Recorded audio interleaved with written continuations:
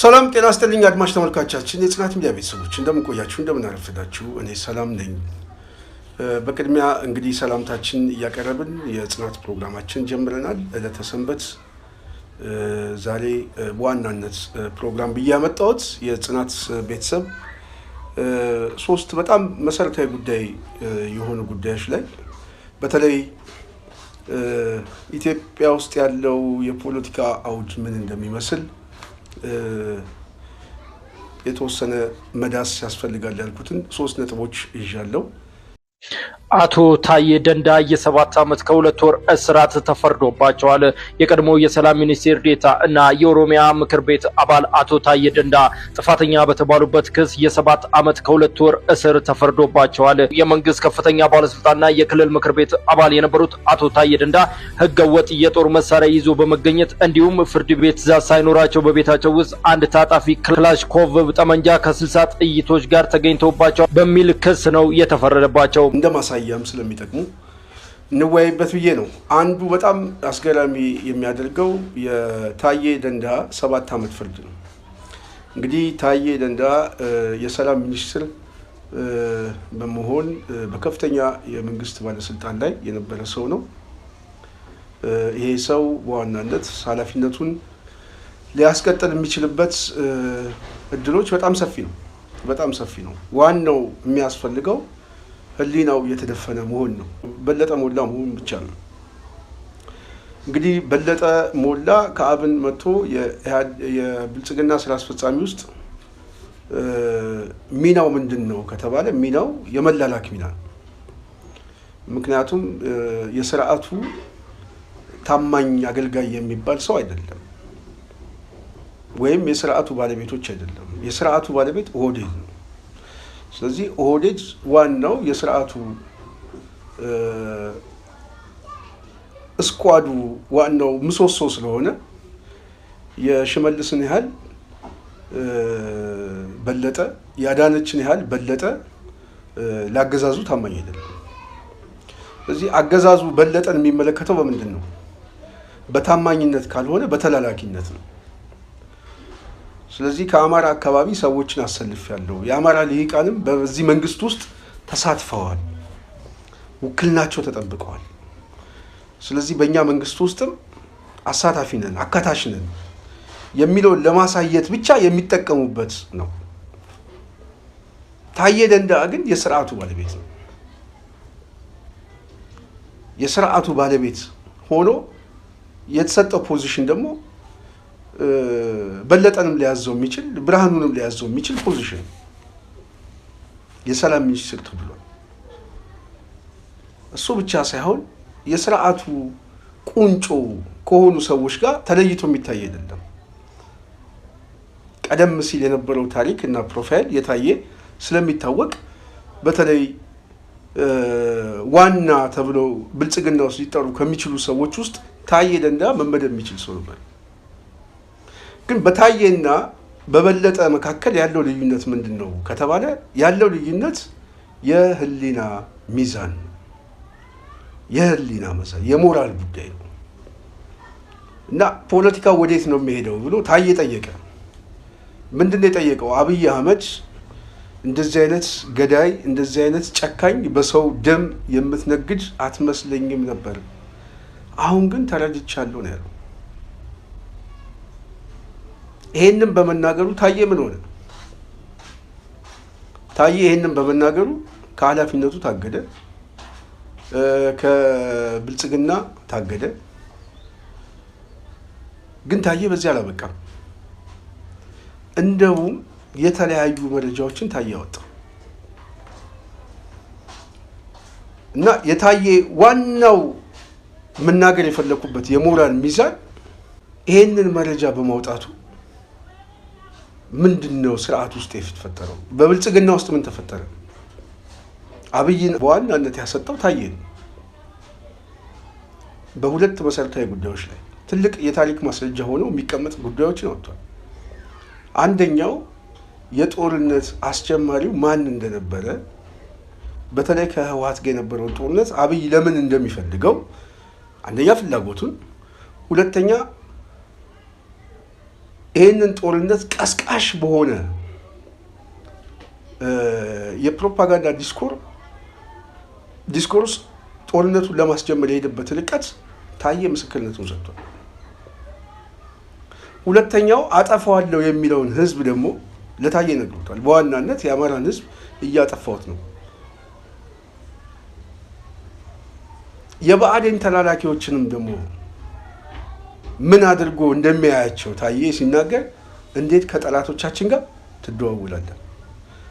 ስለዚህ ታማኝ ቅድም ያልኳችሁ በለጠ በአብይ መነጽር ጠላት ነው፣ ግን ተላላኪ ነው። የጠላት ተላላኪ ነው። ታዬ የተናገረው ይህንን ታዬ በመናገሩ በጣም ብዙ ሚስጥሮችን በማውጣቱ ከነ አጫሎ ግድያ ጀምሮ ከነ ሳረገ ከህወሓት ጦርነት ማስጀመር ጋር ከአማራ ፖለቲካ ጋር ይህንን በመናገሩ ታዬ ለሁለተኛ ጊዜ እንዲታሰር ምክንያት ሆኗል ማለት ነው። ስለዚህ ታዬ ይህንን በመናገሩ በዋናነት እንዲታሰር ምክንያት ከሆነ በኋላ 7 ዓመት ተፈረደበት። 7 ዓመት እንዲፈረድበት ዋነኛ ምክንያቱ የሆነው ከፍተኛ የህዝብ ድጋፍ ስላለው ይህ ሰው ቢወጣ ያሳምጽብናል። ስለዚህ ታዬ ሀሳቡን በመግለጹ ሀሳቡ ትክክል ነው ተብሎ የሚደግፈው የታዬን ሀሳብ እንደ ወንጀል ተቀጥሮ ኢትዮጵያ ውስጥ 7 ዓመት ለስራት ያስፈልጋል። እኔ በኦሮሞ ፖለቲካ ውስጥ የታዬ ደንዳን ያህል ትልቅ ሚና እኔ ጉልህ ሚና አሁን የምሰጠው ሰው የለም። በቃ ታዬ አሁን ሪከርዱን የሰበረ ሰው ነው ብዬ አስባለሁ። በጣም አንደኛ ያስቀመጣቸው ማስረጃዎች፣ ሁለተኛ ላመነበት አስተሳሰብ የሚከፍልበት የመርህ ታጋይ እንደዚህ አይነት በቃ የሞራል ከፍታውን ነው ታዬ ያሳየው። እውነቴን ነው የምናገረው። እና ምናልባት በኦሮሞ ልሂቃን ውስጥ እንደው ሊያስቀና የሚችል ሰው ካለ ታዬ ደንዳ ነው። በጣም ሊያስቀና በጣም በቃ ሰው ሊከተለው የሚገባ ሰው እንደዚህ አይነት ሰው ነው ብዬ አስባለሁ። በጣም በቃ ለህሊናው ለሞራል ሲል የከፈለው ዋጋ ትልቅ ክሬዲት የሚሰጠው ነው። እኛ በውጭ ደግሞ ያለነው ደግሞ በተለይ በአማራ ፖለቲካ ውስጥ እንደው ጊዜ ሰተን ጊዜያችንን የምናጠፋ ሰዎች የታየን ከፍታና የበለጠን ሁኔታ እያየን ሌሎችንም ባንዳዎቹ አሁን እየመጡ ያሉት ባንዳዎች እጅ እየሰጡ ያሉ ባንዳዎች በየትግሉ ውስጥ እየተሰገሰጉ በየፓርቲ ውስጥ እየተሰገሰጉ የፖስታ ቤት ዘበኛ የምናምን እንደዚህ የሚሊሻ ጽህፈት ቤት ኃላፊ የሆነ የአማራን ህዝብ መልሶ ከሚገሉ ሰዎች ጋር አብረን ደግሞ እነዚህን ሰዎች የታየን ስናወዳድረው ያለንበት የፖለቲካ ስቴጁን ማየት ይቻላል። በምን ሁኔታ ላይ እንዳለ ማለት ነው። ታዬ ሞራል ያለው ታጋይ ነው። እጅግ በጣም ሞራል ያለው እና ሊከበር የሚገባ ሰው ነው። የሀሳብ ልዩነት ላይ በስፋት ነው ከታዬ ጋር ያለኝ በስፋት ላመነበት ዓላማ ግን እስከሄድ ድረስ መሄድ እንዳለበት ግን ደግሞ ያሳየ ሰው በተግባር ያሳየ ሰው። ስለዚህ የታዬ እስራትን ስሰማ በአንድ በኩል አስገረመኝ፣ በአንድ በኩል አሳዘነኝ። ያሳዘነኝ እንደዚህ አይነት የመርህ ሰዎች የሆኑ ሰዎች ላመኑበት ዋጋ የሚከፍሉ ሰዎች ምንጊዜ ተሸፍነው ነው የሚቀሩት። አሁን እንደው ጭብጨባው ምናምን ከበሮ የሚበዛው ያው ጉልበት ያለው ምናምን ላይ ስለሆነ እንደዚህ አይነት የመርህ ታጋዮች ላይ ብዙ ትኩረት አይሰጥም። ግን በጣም ሰውን ማጀገን ካለብን ሰውን ማውጣት ካለብን እንደነዚህ አይነት ሰዎች የሞራል ከፍታ ያላቸውን ሰዎች በጣም ክሬዲት መስጠት ያስፈልጋል ብዬ አስባለሁ። እኔ እስር ቤትን ስለማውቀው ተመላላሽም መስለኛ ስለሆንኩኝ እንደ ታዬ ያሉ ሰዎች ደግሞ በመርህ ደረጃ ኃላፊነታቸውን፣ ስልጣናቸውን፣ ጥቅማቸውን፣ የቤተሰብ ህይወታቸውን አሁን በጣም ታዬ እኮ የሚገርመው ቤቱን ሁሉ አሁን እንዲለቅ ባለቤት ሁሉ እንድትለቅ ከፍተኛ ጫና እየተፈጠረባት እንደሆነ ነው እየተሰማ ያለው። እና እውነትን በመጋፈጡ ለእውነት ደግሞ የሚያስከፍለው ዋጋ እስራት ቢሆንም ታዬ ግን አንድ ትልቅ ታሪክ ጥሎ አልፏል። ቢያንስ ከህሊናና ከሞራል ፍርድ በላይ የግል ጥቅም ከንቱ ውዳሴ እንደሆነ ታዬ አስመስክሯል። ጥቅሙን ነው የሸጠው፣ ጥቅሙን ነው በህሊናው ያካካሰው። ተረኛ መሆን ይችል ነበረ። ከዳንኤል ክብረት የተሻለ ታዬ ደንዳ ተረኛ ሆኜ ያለው ብሎ በሚያምነው ስርዓት ውስጥ መቀጠል ይችል ነበር። ምክንያቱም እነ አብይም እነ ሽመልስም ተረኛ ነን ስለሚሉ ማለት ነው። ባለጊዜዎች ነን፣ በሰበሩን ቦታ ሰበር ናቸው የሚል የፖለቲካ አስተሳሰብ ነው ኢትዮጵያ ውስጥ ያለው ማለት ነው። በዚህ የተረኝነት አስተሳሰብ ውስጥ ብዙ ተከታዮች፣ ብዙ ደቀ መዛሙርቶች ባሉበት ሁኔታ ውስጥ ይሄንን አስተሳሰብ አስጠብቆ መኖር የሚችል ሰው ነው እና ያንን ረግጦ በመውጣት እንደውም የዚህን አገዛዝ ጭካኔ የአብይን ወንጀል ያጋለጠ ብቸኛ ምናልባትም በኦሮሞ ሊቃን ውስጥ እኔ ቁጥር 1 ከምላቸው ሰዎች አሁን ታዬ ደንዳ ነው። ስለዚህ የታዬ ደንዳ 7 ዓመት በእርግጠኝነት ያው ለፌዝ አብይ አህመድ ፈረደበት እንጂ እንኳን 7 ዓመት አመቱንም አይጨርሰውም። በቅርብ ጊዜ የሚወጣ ነው፣ የሚሰናበት ነው፣ ምንም ጥያቄ የለውም። ያገዛዙ ስርዓት እያበቃለት እየሄደ ነው።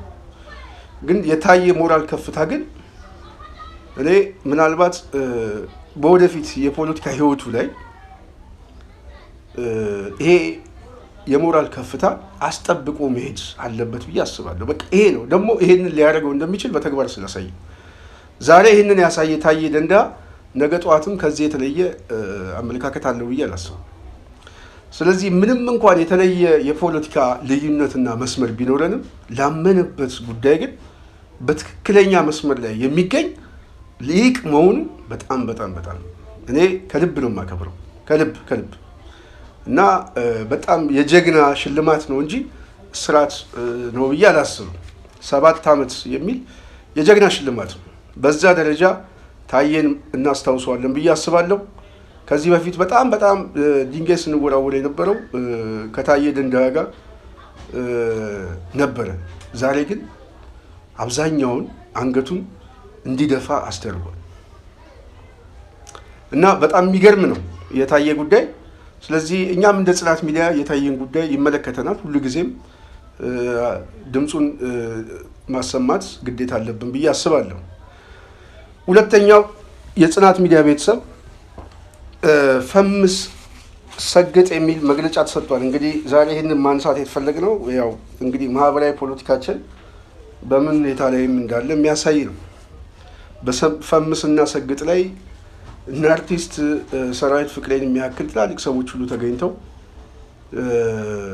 በዚህ ጉዳይ ላይ አገራዊ ንቅናቄ ማስጀመር አለብን የሚል ምናልባት ሰርዘውት ሊሆን ይችላል አላውቅም፣ ግን መግለጫ ሁሉ እስከ መስጠት ደርሶ ነበር። ዋናው ጉዳይ ይሄንን ሀሳብ በጣም ብዙ ተከታይ እና ብዙ ሰዎች የሚገዙት ሀሳብ ተደርጎ መግለጫ ከመሰጠቱ በላይ በዚህ ሀሳብ ሽልማት ከመሰጠቱ በላይ በዚህ ሀሳብ እውቅና ከመሰጠቱ በላይ አገር አቀፍ ንቅናቄ ሁሉ እንፈጥራለን የሚል አገሪቷ አሁን እኮ ጦርነት ላይ እኮ ነው ያለችው፣ ቀውስ ውስጥ ላይ ነው ያለችው፣ በመፍረስ አደጋ ውስጥ ላለች እና ከፍተኛ የሆነ እንደ መውጫው ምንድን ነው በሚባልበት ሀሳብ ላይ የመውጫ ሀሳብ ያመጡት እነማን ናቸው? አርቲስቶቻችን ምናምን የሚታወቁ ሰዎች።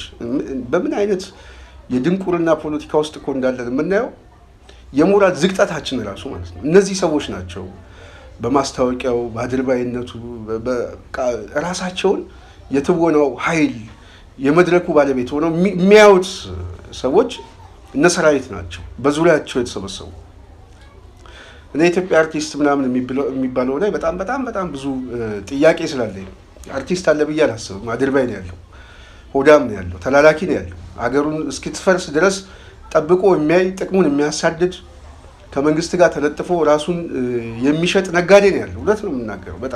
በጣም እና እጠየፈዋለሁ ደግሞ የህዝቡን ችግርና ብሶት በተለያየ በሙያቸው እንኳን ለመግለጽ የማይፈልጉ ለሽያጭና ለድለላ የህዝቡን ጥያቄዎች የህዝቡን መብት ሁሉ የሚያቀርቡ እነሱ ህይወታቸው እስከተመቸ ድረስ ምንም ነገር ውስጥ አያገባንም የሚሉ በድሃ ልጅ መስዋዕትነት ነገ ጠዋት መኖር የሚፈልጉ ሰዎች ናቸው። እነዚህ ሰዎች ግን ነገ ጠዋት እውነቴን ነው የምናገረው ታሪክ ሲቀየር ምናልባት እንደዚህ የተሰበሰበው አሮጌ ማገዶ ሰብሰብ አድርጎ ትውልዱ በአዲስ ማገዶ እንደሚለውጣቸው ምንም ጥያቄ የለውም። እነዚህ ሰዎች ይሄንን ፈምስና ሰግጥ አገር አቀፍ ንቅናቄ እናደርጋለን ብለው ሲያስቡ ዓላማው የብልጽግና ዓላማ ነው።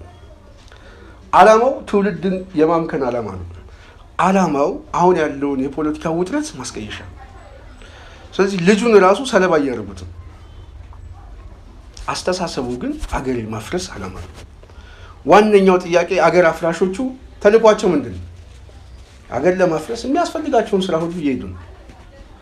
አስፈላጊ የሆነውን ስራ ሁሉ እየሰሩ ነው። ስለዚህ እነሱ ለሚሰሩት ስራ ሰው ከጀርባ የሚሰራውን ስራ እንዳይመለከት በእንደዚህ አይነት ማደናገሪያ በእንደዚህ አይነት በጣም የጻን ልጅና የማይም እንቅስቃሴ ትውልዱን ማምከን ስለሚፈልግ ነው። ስለዚህ ይሄ ምንድን ነው ማሳየው ብለው ሰዎች ሊጠይቁ ይችላሉ። በነገራችን ላይ ለፈምስና ሰግጥ አገር አቀፍ ንቅናቄ በመንግስት ደረጃ ፍቃድ ተሰጥቶ እውቅና ተሰጥቶ ነው መግለጫ የተሰጠው። ለዚህ ማሳያው ይሄ ነው። አንዱ በአገር አቀፍ ንቅናቄ ያስፈልጋል። ልጁ ደግሞ እኔ ቴዎድሮስ ነኝ ብሏል። ስለዚህ ኢትዮጵያን አንድ አደርጋለሁ ስላለ በፈምስና ሰግጥ እሱ ራሱ ርዕዮተ ዓለም ነው። ስለዚህ በዚህ መስመር ኢትዮጵያን አንድ ለማድረግ ንጉስ ቴዎድሮስ ይንቀሳቀሳሉ። አዳነች አቤቤና ዘመዶቿ ደግሞ ሰብሰብ ብለው እንዴት አድርገን ኢትዮጵያን እናፍርስ እያሉ ደግሞ ይመክራሉ። ይሄ ነው የብልጽግና ዲስኮርስ። ይሄ ለዚህ ዋነኛው ማረጋገጫው ለፈምስና ሰግጥ እውቅና ሲሰጥ ለኢህአፓ ግን የስብሰባ አዳራሽ ተከለከለ። ኢህአፓ የጠየቀው ምንድን ነው? አገሪቷ ችግር ውስጥ ገብታለች፣ ቀውስ ውስጥ ገብተናል። ስለዚህ አዲስ አበባ ትምከር ብሎ ሚሊኒየም አዳራሽ ስብሰባ አዘጋጀ። እዛ ከለከሉት። ሜክሲኮ አዳራሽ ጠየቀ፣ እዛም ከለከሉት። ዲአፍሪክ ሆቴል ሄዶ አዳራሽ ተከራየ። የአዲስ አበባ ስብሰባና ሰላማዊ ሰልፍ ፍቃድ እኮ የሚያስፈልገው እንኳን አይደለም። ሆቴሉን ከተከራየ ማንም ሰው መሰብሰብ ይችላል። ግን ፍቃድም ሰጧቸውና ፍቃድም ከሰጧቸው በኋላ ግን በእጅ አዙር ግን አስከለከሏቸው። ምን አድርገው? ሀሳብን የመግለጽ የመሰብሰብ የመደራጀት አሁንም ኢትዮጵያ ውስጥ አይቻልም ምናምን የሚለውን ዲስኮርስ እሱን ለማለፍ ፍቃድ ሰጧቸው። መሰብሰብ ትችላላችሁ። በጎን በኩል ግን የደህንነት ጽሕፈት ቤቱ ለሆቴሉ ማናጀሮች ስልክ ይደውልና አዳራሽ ስብሰባውን እንዳትፈቅዱ። ከዚህ በፊት እኔ አንድ ስብሰባ ለማዘጋጀት ኢንተርኮንቲኔንታል ሆቴል 100 ሺህ ብር ከፍለን አዳራሹን ተከራይተን የኮክቴል ወጪውን ሁሉ እዛው ችለን የመሰብሰቢያ ፍቃድም ከሰጠናቸው በኋላ ስብሰባውን ከለከሉን። በምን? ደህንነቶቹ ደውለው የስብሰባ አዳራሹ የምትፈቅዱ ከሆነ ችግር ውስጥ እንገባለን፣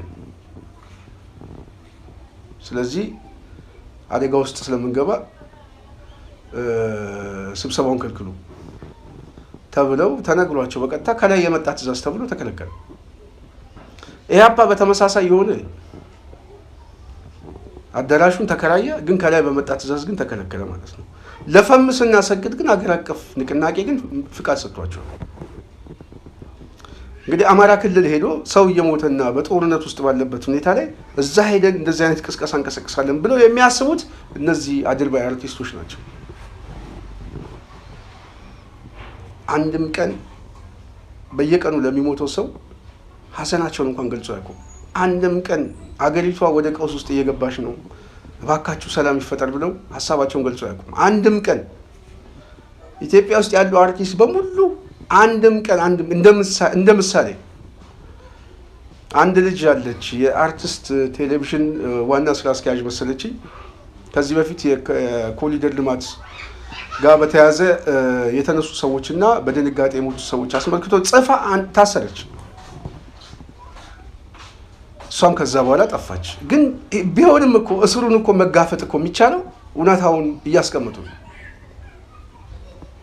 ምንም እኮ አይደለም እኮ አገር ለማዳን ሰው ይሰዋል አይደል?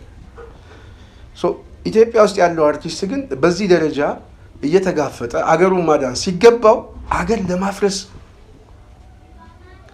ከሚሰለፍ ኃይል ጋር ጦርነት ሲከፍት የጦርነቱ ደጋፊ፣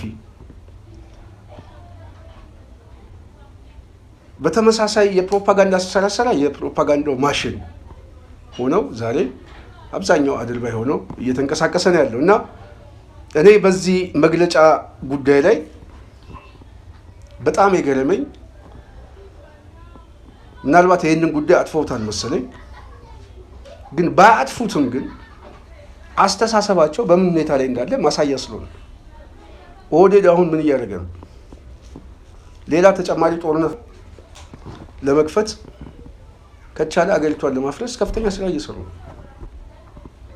ለዛ የሚሆን ደግሞ የተለያየ ማካለል ስራ እየሰሩ ነው። በቤኒሻንጉል ላይ፣ በድሬዳዋ ላይ እየተፈጸመ ያለው የዲሞግራፊ ማካለል፣ በወሎ አካባቢ ላይ ግጭት ለመፍጠር የሚያሄዱበት መንገድ ጥሩ ማሳያ ነው። ቋንቋን እናስበው። ባለፈው ጊዜ ምንድን ነው የተባለው? ግዕዝ አንማርም፣ በግዕዝ ጉዳይ ምናምን አትምጡብን ተብሎ እስልምና ምክር ቤት ሁሉ የተባለው መግለጫ ሰጥቶ ምናምን ነው ይሄን ጉዳይ አስቆመው። አሁን ትምህርት ሚኒስቴር ምን እያደረገ ነው? የቻይና ቋንቋ እናስተምራለን እያለ ነው። እና ግዕዝ ነው የሚቀርበው፣ ቻይነኛ ነው የሚቀርበው ማለት ኢትዮጵያ ውስጥ ላለ ሰው እኮ ይሄን ማንበብ ይቻላል። ለምንድን ነው? ሞቲቭ እኮ ነው ዋናው ነገር፣ ፍላጎቱ ለምን መጣ? የቻይናን ቋንቋ ከምንማር ግዕዝ ብንማር። የቻይና ቋንቋ ተማሩ ተብሎ መግለጫ ይሰጣል? የለም። የት አለ? እነ በድሉ ዋቅጅራ ምናምን የት ሄዱ? ግዕዝ እርባና ቢስ ነው ምናምን ብሎ ሲናገሩ የነበሩ ሰዎች የቻይና ቋንቋስ ጠቃሚ ነው? አሁን ለኢትዮጵያን ጠቃሚ ነው?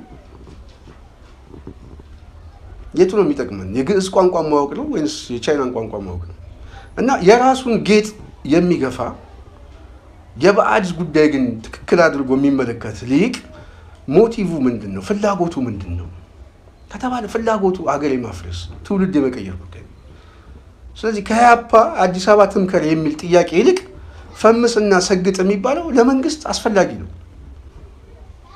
ምክንያቱም ይሄ ድንቁርናን የሚሰበስብ አመለካከት ነው። ይሄ ድንቁርናን የሚሰበስብ አመለካከት ስልጣን ላይ ያሉት ሰዎች በዚህ በድንቁርና ደሴት ውስጥ ሲከበቡ እነሱ አገር ባቋራጭ የማፍረስ ተልዕኳቸውን ያስፈጽማሉ። ይሄኛው የድንቁርናው ደሴት ውስጥ ያለው የፈምስ መርከብ ውስጥ ያለው ግን የሚነቃው ምን ሲሆን? የሚነቃው ጦርነት ሲጀመርበት ነው። የእርስ በርስ ጦርነቱ ሮኬቱ ሲተኮስ ነው፣ ጥይት ሲተኮስ ነው፣ የከተማ ውጊያ ሲጀምር ነው። አዲስ አበባ ልክ እንደ አሌፖ ስትሆን ነው የሚነቃው። ያኔ ነው ቤት በኩል ልሰደድ ብሎ ሲያስብ ጭንቀት ውስጥ ሲገባ ያኔ መግቢያ መውጫ ሲያጣው የሀገር ጉዳይ ምን እንደሆነ ይገባዋል። ያኔ እኛ የምንጮኸው ጩኸት ምን እንደነበረ ይገባዋል። አሁን አያውቅም። አሁን ሌላ ውቅያኖስ ውስጥ ነው ያለው። ይሄ የድንቁርናው ትውልድ ደግሞ በዋናነት ዋነኛ መሰረቱ ራሱን ከጊዜያዊ ስሜት ጋር ነው ያዋሃደው። ግብረገብ፣ ሞራል፣ ህሊና፣ አገር፣ ህዝብ፣ የነገ ዕጣ ፈንታ ምናምን ብሎ የሚያስብ ትውልድ አይደለም።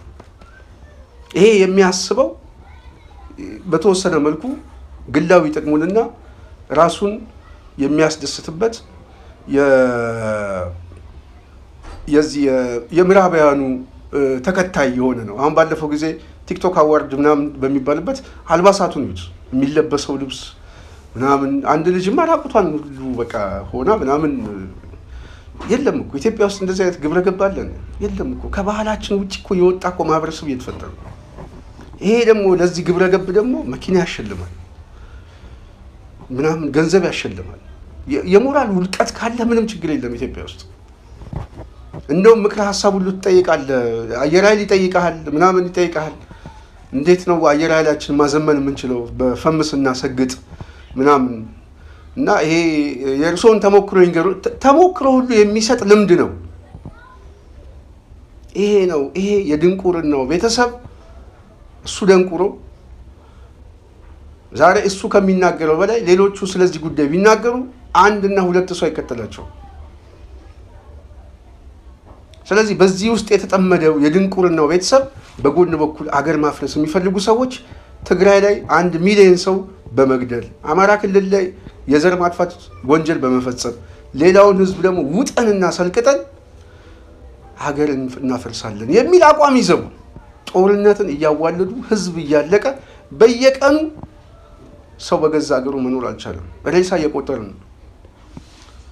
እና ኢትዮጵያ ውስጥ ያለውን ሁኔታና ድባብ ስናየው ያለንበት ሁኔታ አስቆጭቶን ማዘን ሲገባን እንዳናዝን የሆነው ይሄ አይነት አመለካከት በትውልድ ውስጥ ስላለ ነው። ተሸፍኖ ነው ያለው። ይሄንን የምንገልጥበት ምክንያት ነው ያላቀ የሆነ ተአምራዊ መለኮታዊ ኃይል መጥቶ ካልተገለጠ ይሄ ትውልድ ነቅቶ ራሱን የሚያይበት ጊዜ አለ ብዬ አንዳንድ ጊዜ ለማሰብ በጣም ግራ ይገባኛል። ስለዚህ በጎን በኩል ግን ምን እያደረጉ ነው? አገር እየበተኑ ነው። እነማን ናቸው? ስልጣን ላይ ያሉት ሰዎች።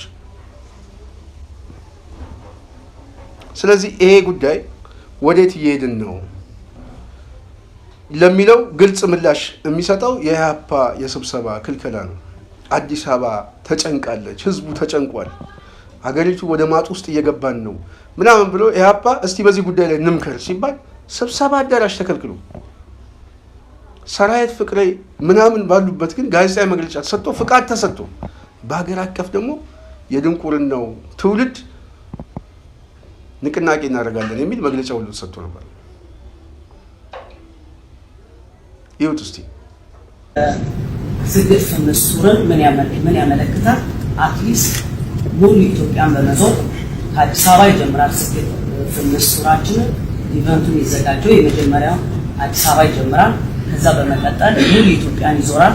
ወጣቶቹ በርቀት በቲቪ መስኮት ብቻ ሳይሆን ማየት ያለባቸው አዶናይ ሁሉም በአዋሳ፣ በድሬዳዋ፣ በደቡብ በተለያዩ ከተማዎች አዲስ አበባ፣ በባህር ዳር፣ ጎንደር እያለን እንቀጥላለን። ይሄ ሁሉ ቦታ እየሄደ አጠገባችሁ ነኝ ድረሱ፣ ለአፍሪካ ኢትዮጵያ እናስጠራ፣ ከአፍሪካም አልፎ ለዓለም እንዘጋጅ በሚል አጠገባቸው ብሎ መልእክት ማስተላለፍ ይፈልጋል። እንደሰማችሁት። ስለዚህ ያለንበትን ሁኔታ መገምገም ያስፈልጋል። የጽናት ሚዲያ ቤተሰብ ይሄንን የምንናገረው በዚህ ጉዳይ ላይ እንድንማርበት ነው። አሁን ያለንበት ሁኔታ በጣም ፈታኝና አስቸጋሪ እንደሆነ በተወሰነ መልኩ እንደማሳያ ይጠቅማል ብዬ ነው። በዋናነት እንደው ዛሬን አስመልክቶ ማህበራዊ ፖለቲካችን ምን ይመስላል፣ ትውልድ ውስጥ ያለበት ሁኔታ። ቅርብ ጊዜ አንድ ልጅ በተለይ አሁን በጣም ሶሻል ሚዲያ ላይ የሚሽከረከር ልጅ የቴዲ አፍሮ ባለቤት ጋብዛው ኢንተርቪው አድርጎ ነበር እና እሱ የሰጠውን ኢንተርቪው ምናልባት በጣም ብዙ ሰዎች ቁም ነገር አግኝተንበታል ብለው በጣም ብዙ ሰው ተመልክቷል። ግን የእሱን ያህል እንደው እሱን ያየውን ያህል ሰዎች በእርግጠኝነት መናገር የምችለው እዚህ አርሲ ላይ ክርስቲያኖች እየተገደሉ ነው፣ ኦርቶዶክሶች እየሞቱ ነው እና በዚህ ጉዳይ ላይ በጣም ያሳስበናል ብለው አንድ ካህን እዛ ቦታ ላይ ተገኝተው ቢናገሩና የሀገራችን ጉዳይ ያሳስበናል ቢል የእሱን ያህል ሰዎች መመልከት አይፈልጉም። ይሄ ነው ያለንበት ሁኔታ ይሄ ነው እና ሰው ወዴት መሄድ እንዳለበት እንኳን አላወቅም። አገሩ ወዴት እየሄደ ነው? ህዝቡ ምንድን ነው የሚያስፈልገው? የነገ ጠዋት ዕጣ ፈንታችን ምንድን ነው? ትውልዱ አሁን ያለው ጄኔሬሽንስ ምንድን ነው የሚያስፈልገው? ከዚህስ በኋላ ምንድን ነው ዕጣ ፈንታችን? ቲክቶከር ሆነን ነው የምንቀረው? ሰው እኮ በጣም እኮ ለውጥ እኮ ያስፈልገዋል። ፖለቲሻን ያስፈልገዋል። በጣም የሚያውቅ ሰው ያስፈልገዋል። ኢንጂነር ያስፈልገዋል። ሐኪሙ ያስፈልገዋል። እና አንዳንድ ጊዜ ትውልዱ ነገ ማሰብ መቻል አለበት። ዛሬ አገር እያጣን ያለው ይሄ የምናየው ጦርነት በሙሉ እየተሳበ ነገ ጠዋት የከተማ ጦርነት የማዋለድ እድሉ በጣም ሰፊ ነው። ይመጣል። የእርስ በርስ ጦርነቱ እያደገ ነው የሚመጣው። ሶሪያን ማየት እንችላለን። የአልአሳድ መንግስት ከስልጣኑ ተነሳ፣ ግን ምን ይዞ ነው የጠፋው? ሶሪያን ይዞ ጠፋ። ብዙ ከተሞች ዛሬ ዱቄት ሆኗል፣ አመድ ሆኗል። ዛሬ የምንጨፍርበት ሚሊኒየም አዳራሽ ምናምን የአዲስ አበባ ከተማ ምናምን የምንለው ነገ ጠዋት ወደ አመድነት የሚቀየርበት እድል ሊፈጠር ይችላል። እኔ ይህንን ሟርት አይደለም የምናገረው፣ የሁኔታ ትንተና ነው። አገር ልናጣ እንችላለን። አገር ከሰማይ የተሰጠ አይደለም፣ የመልአክ ስብስብ አይደለም፣ የሰው ልጅ የፖለቲካ አስተሳሰብ ነው። ስለዚህ ይሄ ሉዓላዊነታችን ሁሉ ልናጣ እንችላለን። በምንድን ነው የምናጣው? በእርስ በርስ ጦርነቱ። ስለዚህ አገር ማጣት ማለት መሬቱን ማጣት አይደለም። የፖለቲካ ሉዓላዊነታችንን ስናጣ አገር እናጣለን። ስለዚህ ዋናው አገር የምንለው እሳቤ ከፖለቲካ ሀሳብ የመጣ ነው። ይሄ ሀሳብ ደግሞ ሰዎች ተስማምተውበት የፈጠሩት አስተሳሰብ ነው። አገር ያስፈልገናል ስንል መንግስት ያስፈልገናል ማለት ነው። መንግስት ደግሞ ሉዓላዊ ግዛት አለው፣ ህዝቡ ሉዓላዊ ሶቨርኒቲ አለው። ስለዚህ በመንግስትና በህዝብ ላይ ያለ የጋራ ስምምነት ነው። ይሄ ነገር ሲፈርስ፣ በህዝብና በመንግስት መሀል ያለው ስምምነት ሲፈርስ ወደ ሲቪል ዋር ነው የምንገባው። ይሄ ሲቪል ዋር ውስጥ የሚያስገባን ደግሞ እያንዳንዱ ሰው የየራሱ የሆነ የጎበዝ አለቃ የየራሱ የሆነ የሰፈር አሰላለፍ ነው የሚፈጥረው። አሁን ያለው ዘረኝነት አለ፣ የሃይማኖት ጥላቻ አለ። በቀጥታ ወደ እርስ በርስ ጦርነት ውስጥ የምንገባው። ስለዚህ ከዚህ ለመውጣት የምንችለው ምንድን ነው ሲባል ህዝቡ ያለበት ሁኔታ ሲያውቅ ነው። በተለይ ደግሞ ጄኔሬሽኑ አሁን ያለው አዲሱ ጄኔሬሽን አዲሱ ወጣት ነገ ጠዋት ይቺ ሀገር እጄ ላይ ነው የምትወድቀው። ስለዚህ ሀገሪቷ እጄ ላይ ስትወድቅ እንዴት ነው የማስተዳድረው ብሎ ማሰብ አለበት። ራሱን እንዴት አድርጌ ነው ይችን ሀገር የማረጋገው ብሎ ማሰብ ነው ያለበት። ሰው ቲክቶክ ላይ ጨፍሮ ሴሰኛ ሆኖ ምናምን ይሄ ነው ላይፍ። እና በጣም ያለንበት ሁኔታ በጣም ደርቲ ላይፍ ነው። በጣም ምናልባት ብዙ ሀገሮች ሲፈርሱ የሚያሳይበት ምልክት ኢትዮጵያ ውስጥ እየታየ ይመስለኛል። ለማንኛውም በዚህ ጉዳይ ላይ አገሪቷ ያለችበት የፖለቲካ ሁኔታ፣ ስልጣን ላይ ያሉት ሰዎች ደግሞ ዋነኛ ዓላማቸው እንደዚህ አይነት በደነዘዘ ትውልድ ውስጥ አገር ማፍረስና ይሄንን ማሳካት ነው ተልኳቸው። እነሱም እየፈጠኑ ነው፣ እኛ ወደኋላ እየቀረን ነው። ጦርነቱ ደግሞ እንደምናየው በየቀኑ ሰው እየበላ ከችግርም ለመውጣት የሚደረገው ጥረት በጣም እየተራዘመ እየመጣ ነው እና ወደፊት ምንድን ነው የሚፈጠረው የሚለው እጅግ በጣም የሚያሰጋ አስፈሪ የሆነበት ጊዜ ከፊታችን አለ ብዬ አስባለሁ። የጽናት ሚዲያ ቤተሰብ ይህንን ፕሮግራም ያመጣሁት ዋናው ልንማርበት የሚያስፈልግ ከሆነ አሁን ያለንበት ሁኔታ ለመገምገም በሚል ነው። በተለይ ቅድም እንዳነሳሁት መጀመሪያ ላይ ታዬ ደንዳ የከፈለው መስዋዕትነት በጣም ትልቅ መስዋዕትነት ነው። በጣም ሰው በተለይ የኦሮሞ ሊቃን ታዬ በጣም አሰባሳቢ የሆነ ሀቀኛ የሆነ የትግል ፊት አውራሪ ሆኖ ነው እየወጣ ያለውና የታየን አይነት አርአያ የሚከተሉ ሰዎች በጣም ተበራክተው እንዲወጡ ሀሳባችንን እንገልጻለን። እንግዲህ የጽናት ሚዲያ ቤተሰብ ለዛሬ ነበረን ዕለት ሰንበት ፕሮግራማችን ይሄን ይመስላል። በሚቀጥለው ሌላ ፕሮግራም እስክንገናኝ ጽናትን ላይክ፣ ሼር፣ ሰብስክራይብ አድርጉ እያልኩኝ እኔ በዚህ ሰናበታለሁ። ሰላም።